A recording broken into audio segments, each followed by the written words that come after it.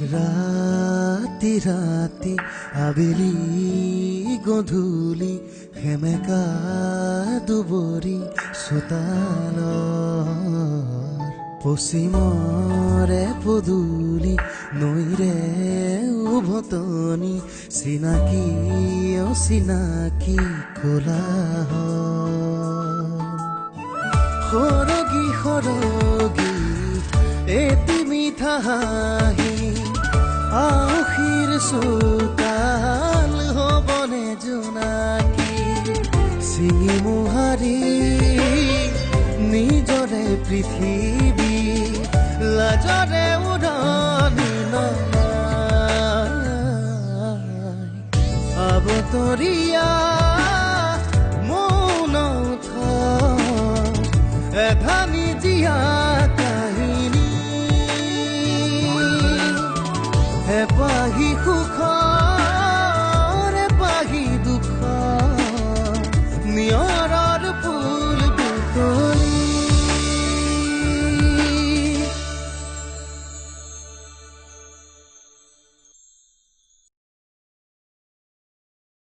মাৰ উচতনিৰ বাবে আজি জেঠাই মোক ইমানকৈ কথা শুনালে। যিদিনাখন এই অনন্যাই তহঁতক ৰাস্তাৰ ভিক্ষাৰী বনাব সেইদিনা চাম তহঁতৰ উৎপাত কিমান। অনন্যা, তুমি ইয়াত সোমাই কি কৰি আছা? নহলে ক'ত থাকিব লাগিছিল? বাহিৰত গৈ জেঠাইৰ কথা শুনি থাকিব লাগিছিল।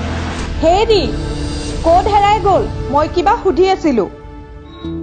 গম পাইছো, কিন্তু তুমি মোক এনেকৈ সুধি থাকিবা আৰু মই এদিন ক'ৰবাত হেৰাই থাকিম। কি যে কৈ আছে আপুনি? চিধা চিধিকৈ মোক বুজাই কওকচোন। মাৰ চকুত এতিয়া আপুনি আৰু মই এই ঘৰখনৰ শত্ৰু, আপুনি জানেনে? আচলতে দাদাই মোৰ নামত এটা ফিক্সড ডিপজিট কৰি থৈ গৈছিল। সেই পইচাকেইটাই অলপকৈ বাঢ়ি গৈ আজি অলপ ডাঙৰ সংখ্যা হ'লগৈ। সেই একাউণ্টটোকে মই তোমাৰ নামত জইণ্ট একাউণ্ট কৰিম বুলি ভাবিছো। Joint account? কিন্তু হঠাৎ আজি মোৰ কথা ইমানকৈ ভাবিলে যে? মইতো তোমাৰ কথা সদায় ভাবো আৰু ভালটোৱে ভাবো, তুমিহে মোক বুজি নাপালা। আৰু শুনা, তোমাৰ লগত বেংক একাউণ্টটো জইণ্ট কৰিলো বুলিয়ে তুমি কিন্তু টকাখিনি উলিয়াই নেপেলাবা, ভৱিষ্যতলৈ জমা ৰাখিবা। মানুহৰ জীৱনলৈ বিপদ কেতিয়া ক'ত কেনেকৈ নামি আহে কোনেও বুজি নাপায় শকুন্তলা, কোনেও বুজি নাপায়।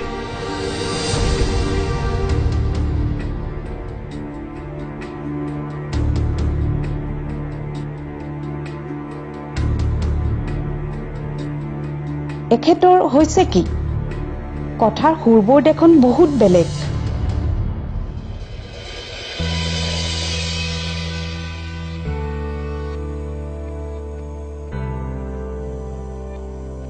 আদি আজি সঁচাকৈ দুপৰীয়া ভাত খাইছিলেতো? আৰে বাবা, খাইছো নহয়। নহয় মানে আপোনাৰ মূৰটো বিষোৱাৰ কাৰণেহে মই সুধিলো। অৰু, মই কি ভাবি আছো জানা? কি? নকওঁ দিয়া, কলে তোমাৰো মূৰ বিষোৱা ষ্টাৰ্ট হৈ যাব। হলে আপুনি আছে নহয় মোৰ মূৰৰ বিষটোত মালিচ কৰিবলৈ। মই সেইবোৰ কৰিব নোৱাৰো দেই, নিজৰ মূৰ নিজে মালিচ কৰি ল'বা। হয়নে? হ'ব দিয়ক, মই নিজেই মালিচ কৰি ল'ম। তথাপি কিন্তু মোক কথাটো কওক। মই অনন্যাৰ কথাটোহে ভাবিছো। মোৰ লগত মুখ চুপতি মাৰি শান্তিয়ে নাপালে, আজি তোমাক বিচাৰি আহিলে। আহিনো কিনো হ'ল? তাই চব ইচ্ছা তাইৰ সন্মুখতে ধূলিসাৎ কৰি পেলালো। পাছত অনন্যা নামৰ বৌলীজনী উৰা মাৰি গুচি গল।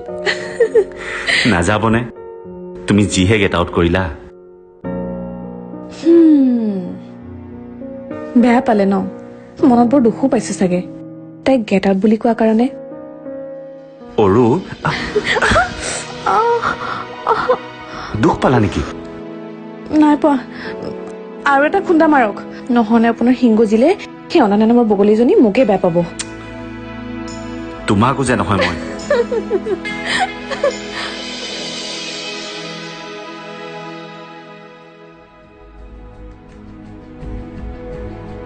অনন্যা, অনন্যা, চাও এইফালে আহাচোন। কওক জেঠাই। তোমাৰ বায়েচোন কৈছিল তুমি বোলে ৰন্ধা বঢ়াত বৰ পাকৈত, খুব ফাষ্ট ৰান্ধা বোলে। পিছে ক'তা এতিয়া দেখোন 11 বাজিবৰ হ'ল, তোমাৰ যে ৰন্ধা বঢ়া হোৱাই নাই। জেঠাই, মই যদি আপোনাক আজি 8টা বজাতো ভাত দিলো হয়, তেতিয়াও কিন্তু আপুনি কিবা এটা নহয় কিবা এটা খুঁত উলিয়ালেই হয়। এবাৰ যদি কাৰোবাৰ মনত কাৰোবাৰ প্ৰতি কেনেবাকে বেয়া ভাৱ সোমাই যায়, তেন্তে কোনো কাম কৰিয়ে কাকো সন্তুষ্ট কৰাব নোৱাৰি। মোৰ ক্ষেত্ৰতো ঠিক সেয়াই হৈছে। ভুল ধাৰণা তোমাৰ। উপজেচি কোনেও কাৰোৰ মনত বেয়া ধাৰণা সোমোৱাব নোৱাৰে। নিজে কিবা বেয়া কৰিব লাগিব, তেতিয়াহে মানুহৰ ধাৰণাবোৰ সলনি হয়। বাৰু বাদ দিয়া সেইবোৰ। বৰ আশাৰে আৰু বিশ্বাসেৰে তোমাক এইখন ঘৰলৈ বোৱাৰী কৰি আনিছিলোঁ। যি টি কাম কৰি মোৰ বিশ্বাসবোৰ নাভাঙিবা। এইবোৰ কৰি তুমি মোক বদনামৰ ভাগি নকৰিবা। মই আপোনাক একো কষ্ট নিদিওঁ জেঠাই, কিন্তু আপুনি এদিন নিজৰ বদনাম নিজেই মাতি ল'ব। সেইটো একদম খাটাং। এদিন যেতিয়া সকলোৱে এইবোৰ গম পাব। গম পাব? কি গম পোৱাৰ কথা কৈছা তুমি অনন্যা? অভয় আৰু মোৰ বিয়াখন যে এখন কণ্ট্ৰেকচুৱেল মেৰেজ আছিল, সেয়া মোৰ চৰ্ত আছিল। আৰু আপুনি সেই চৰ্ত আনে গম নোপোৱাকে মানি লৈছিল। মই অভয় গোস্বামীৰ লগত বিয়াত বহিম। অনন্যা, তুমি সঁচাকৈ কৈছা? আপোনালোকৰ দৰে মিছা মতাৰ অভ্যাস মোৰ নাই। না মই কেতিয়াবা কাৰোবাৰ ফিলিংছৰ সৈতে খেলি পাইছো।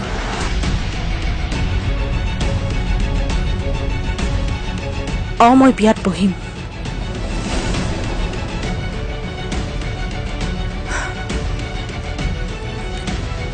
কিন্তু ইয়াত মোৰ 2টা চৰ্ত আছে। চৰ্ত? মই তোমাৰ সকলো চৰ্ত মানিবলৈ সাজু আছো। আজি যদি আদিৰ হবলগীয়া কইনাগৰাকীয়ে আপোনাক মই দিয়া চৰ্তটো দিলে হয়, তেতিয়াহ'লে আপুনি সেই বিয়াখন 1 ছেকেণ্ডত কেঞ্চেল কৰি দিলে হয়। কাৰণ আপুনি আদিক বহুত ভাল পায়। কিন্তু অভয়, মই কোৱাৰ কোনো প্ৰয়োজন নাই জেঠাই। অভয়ৰ লাইফটো ধ্বংস হলেও হওক, আপোনাৰ কি আহে যায়, নহয় জানো?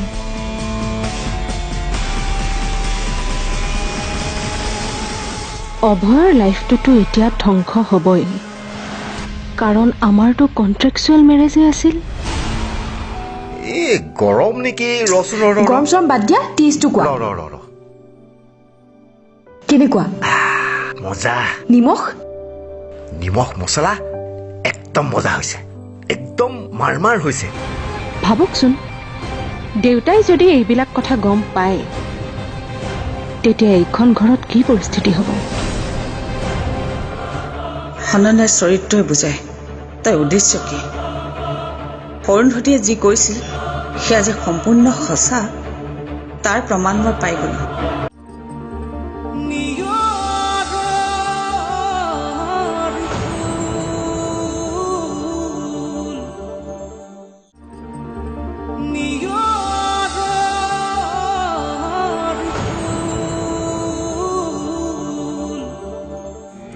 অভয়ৰ লাইফটো ধ্বংস হলেও হওক, আপোনাৰ কি আহে যায়, নহয় জানো?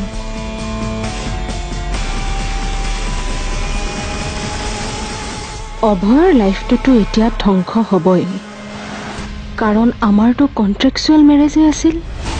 মোৰ যেতিয়াই মন যায় তেতিয়াই মই এই সম্পৰ্কৰ পৰা আঁতৰি যাম। না কোৰ্টে মোক ৰখাব পাৰিব, না আপুনি। আৰু সেই সময় এতিয়া সমাগত জেঠাই। ভাবকচোন, দেউতাই যদি এইবিলাক কথা গম পায়, তেতিয়া এইখন ঘৰত কি পৰিস্থিতি হ'ব? যিয়ে নহওক, মোৰনো কি আহে যায়? মইতো আজি আছো, কালি নাই। অনন্যা, তুমি তেনেকুৱা একো কৰিব নোৱাৰা। কিয় নোৱাৰিম? পাৰিমেই। মোৰ চৰ্ত মানি এগ্ৰিমেণ্ট পেপাৰত ছাইন কৰিছিল আপুনি। পাহৰিলে নেকি? জেঠাই, আপোনাৰ মৰমৰ অভয়ৰ বাবে কিন্তু আপুনি তৃতীয় পত্নী চাবৰেই হ'ল। আৰু বেছি সময় নাই। মাত্ৰ তাইক এটা কথা আগতীয়াকৈ ক'বলৈ নাপাহৰিব যে ৰাতিৰ ভাতসাঁজ আপোনাক 11 বজাৰ আগতে লাগে। ক'বলৈ কিন্তু নাপাহৰিব দেই।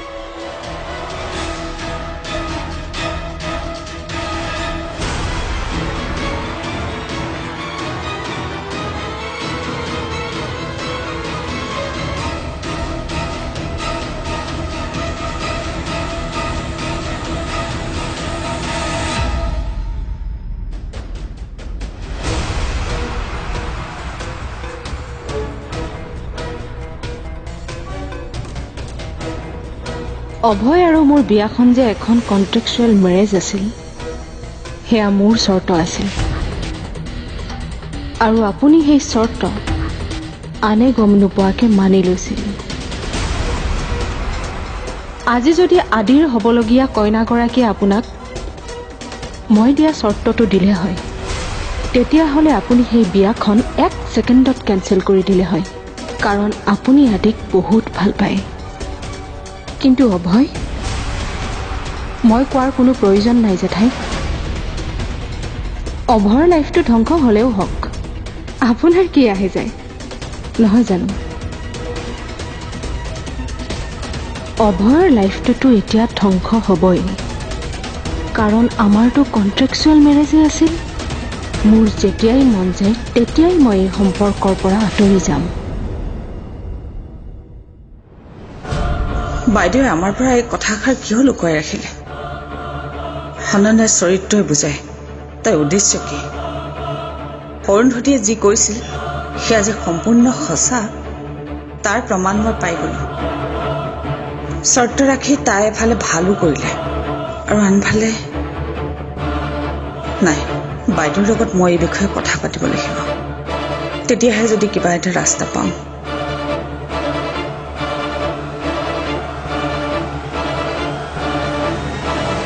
কৃষ্ণা, তোৰ মাংস হৈছেগে নে? ইমান সময় লগাইছ? টাইমটো লাগিবই। তুমি দেখোন কৈছিলা স্পেচিয়েল বনাব লাগে। লোৱা, টেষ্ট কৰা। এই গৰম নেকি? ৰচোন গৰম চৰম বাদ দিয়া, টেষ্টটো কোৱা। কেনেকুৱা? মজা। নিমখ নিমখ মছলা একদম মজা হৈছে, একদম মাৰমাৰ হৈছে। আজি মই যি স্পেচিয়েল খাবলৈ মন কৰিছিলো, তই একদম সেইটোকে স্পেচিয়েল বনাই দিলি। বল বল, গোটেইকেইটা একেলগে ভাত খাওঁগে। ৰবাচোন, তুমি যে ইমান স্পেচিয়েল কৰি আছা, আজি তোমাৰ বাৰ্থডে নেকি নে এনিভাৰ্চাৰী? আৰুতো আন বেলেগ একো হ'ব নালাগে। সেইবোৰ তই নুবুজিবি, আৰু মই তোক সেইবোৰ বুজাবও নোৱাৰো। কিয় নোৱাৰা? বুজাবই লাগিব। যদি নোৱাৰা তেন্তে মই আজি মাংস খাব নিদিওঁ। তেনে অন্যায় নকৰিবি তৃষ্ণা। আজি পাওঁতেই খাই লওঁচোন দে। কোনে জানে কাইলৈ বা খাবলৈ পাওঁ বা নাপাওঁ। লেকচাৰ বাদ দি আচল কথাটোলৈ আহো নেকি? কি স্পেচিয়েল সেইটো কোৱা। উফ ৰাম, এই ছোৱালীজনী মানে একেটা কথাকে লাগি থাকিলে ওলাই আহিবই নোখোজে। কোনো স্পেচিয়েল বিশেষকে নাই। এই বোম ভোলা মানুহটোৰ কি স্পেচিয়েল দিন থাকিব? তেনেহলে স্পেচিয়েল কিয় চিঞৰি আছিলা কোৱা। কোনোৱে যেনিবা তাতনো ইমান ঠেহ ধৰি থাকিব লাগে নেকি? ঐ, তোৰ দেউতা কিন্তু মেকানিক, তই কিন্তু মেকানিক হ'ব নোৱাৰ। তই ডাঙৰ মানুহ হ'ব লাগিব, বহুত ডাঙৰ মানুহ। শুনিলি নে মই কি কৈছো? শুনিছে একদম শুনিছে। এতিয়া আপুনি মোৰ কথা শুনক। আপোনাক ক'বলৈ পাহৰিয়েই আছিলো, মায়ে ফোন কৰিছিলে। আৰু কি ক'লে মায়ে? হঠাৎ যদি এই পৃথিৱীৰ পৰা মই নোহোৱা হৈ যাওঁ, তেতিয়া যাতে মোৰ মনটোৱে পস্তাব লগা নহয়। সকলোৱে যাতে মোৰ এই মৰমবোৰ দেখি হাঁহে। এতিয়া তয়ে কচোন, মই কিবা ভুল কৰিছো নেকি? নাই কৰা। নিয়ম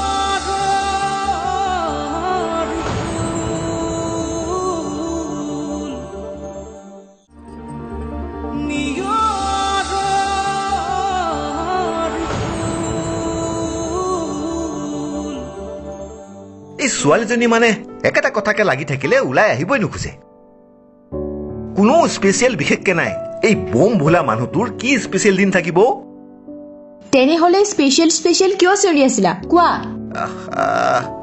কোনোৱে জিনিবা তাতনো ইমান ঠেহ ধৰি থাকিব লাগে নেকি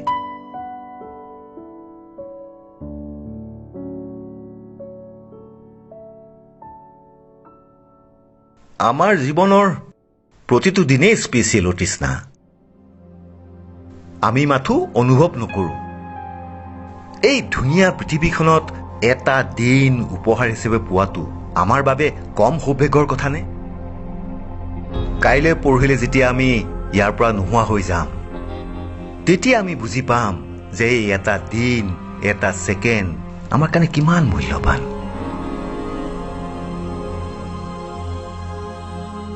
মই কি ভাবিছো জানো এতিয়াৰ পৰা মই প্ৰতিটো দিনেই এটা বিশেষভাৱে জীয়াম না খং কৰিম না অভিমান না কান্দিম না থেপেচ যি কৰিম সকলো এটা যোগাত্মক দিশত কৰিম হঠাৎ যদি এই পৃথিৱীৰ পৰা মই নোহোৱা হৈ যাওঁ তেতিয়া যাতে মোৰ মনটোৱে পস্তাব লগা নহয় সকলোৱে যাতে মোৰ এই মৰমবোৰ দেখি হাঁহে এতিয়া তয়ে কচোন মই কিবা ভুল কৰিছো নেকি নাই কৰা তুমি যি চিন্তা কৰিছা যি কথা ভাবিছা সেইবিলাকেই আচলতে আমাৰ জীৱনৰ মূল মন্ত্ৰ হ'ব লাগে কিন্তু মোৰ এটা কথা আচৰিত লাগিছে কি এই যে দাৰ্শনিকৰ মনোভাৱটো জাগিল সেইবাবে তুমি কিবা সেৱন কৰি অহা নাইতো তোৰ সন্দেহটো ষ্টাৰ্ট হৈ গ'ল ন ঐ পাগলী মই একো সেৱন কৰি থকা নাই জীৱিত ব্যক্তিয়ে যেতিয়া মৃত্যুৰ কথা ভাবে তেতিয়া এনেকুৱা চিন্তা মনলৈ আহেই মানে তোৰ এই মাংস ঠাণ্ডা হ'ব এতিয়া সোনকালে ভোজনটোহে কৰিব লাগে বল গোটেইকেইটা একেলগে খাওঁগে ব'লা আহা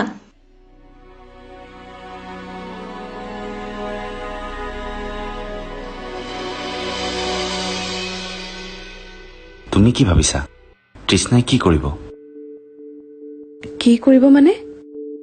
মানে মই ৰাহুলৰ কথা কৈছো নাজানো তাইৰ কথা মই আৰু তাইক নুসুধো আপুনিও ৰাহুলক তাইৰ কথা নকব তৃষ্ণাৰ নাম লৈও তাক নুজুকাব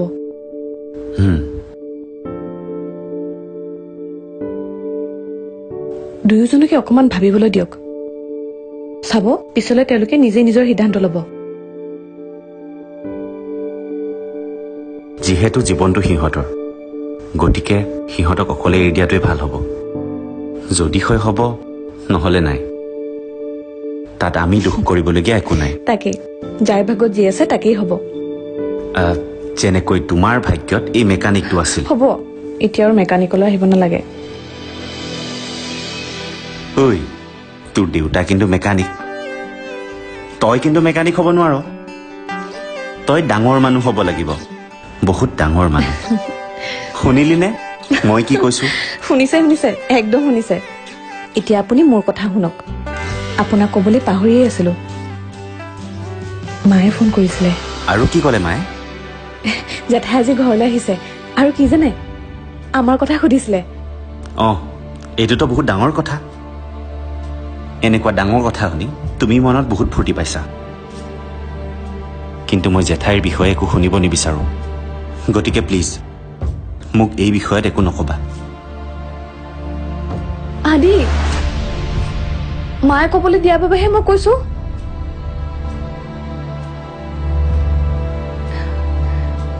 এসময়ত আদি আটাইতকৈ মৰমৰ আছিল জেঠাই আৰু আজি খৰাণীৰে চেনেহৰ মালা গাথে অজান খোজৰ পৰশ জীৱনৰ আলি বাটত জীৱনে নিয়ম ৰচে নিয়ম ভাঙে সপোন চিঙি মোহাৰি নিজৰে পৃথিৱী লাজৰ